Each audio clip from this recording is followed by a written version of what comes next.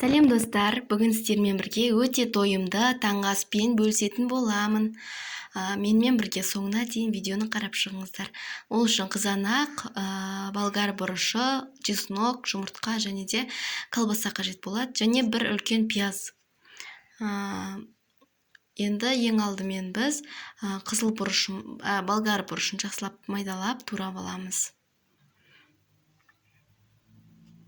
Майдалап турасаңыздар тез пісетін болады.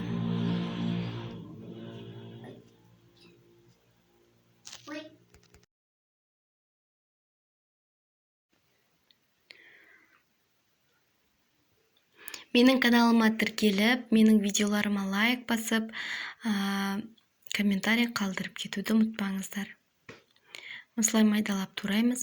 Егер де қандай да бір рецепт түсіргенімді қаласаңыздар, астына комментарийға қалдыра кетіңіздер.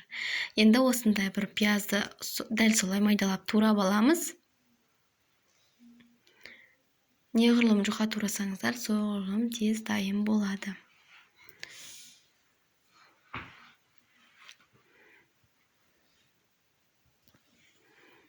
Барлығын осылай тураймыз. Қызанақ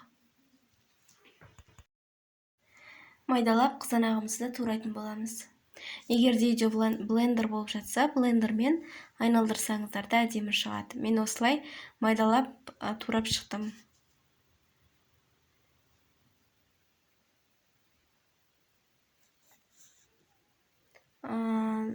Чесногымызды да үккіштен майдалап өткізіп аламыз. Майымызды кішкене ғана құйып, өстіп қызып тұрған табаға пиязымызды бірінші салып, 1-2 минуттай қуырып аламыз.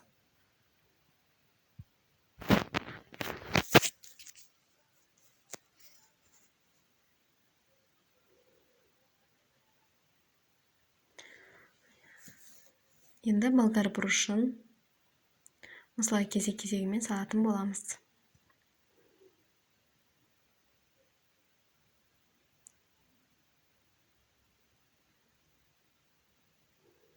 Қызанағымызды, чесногымызда бар арасында, оны бірінші кезекте салып кеттік. Осылай жақсылап бір-бірімен бірігіп қуырылғанша бетін жауып, астын сәл басып қоямыз. Астын орташа отта қуырамыз, қатты күйіп кетпейтіндей. Кішкене өз қалауымызша шым-шым тұз қосамыз. Қасықтың ұшымен салдым. Және де қасықтың ұшымен тағы бір кішкене томат қосып жібереміз. Болгар бұрышы пісті-ау деген кезде жұмыртқамызды салып бастаймыз.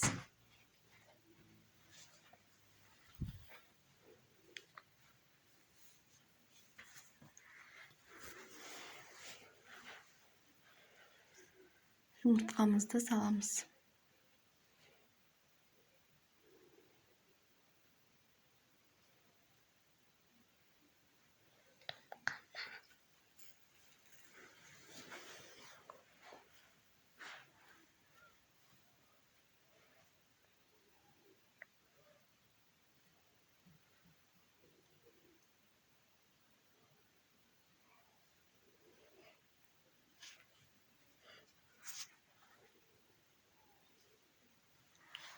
Жұмыртқамыздың бетіне де сәл кішкене тұз себеміз.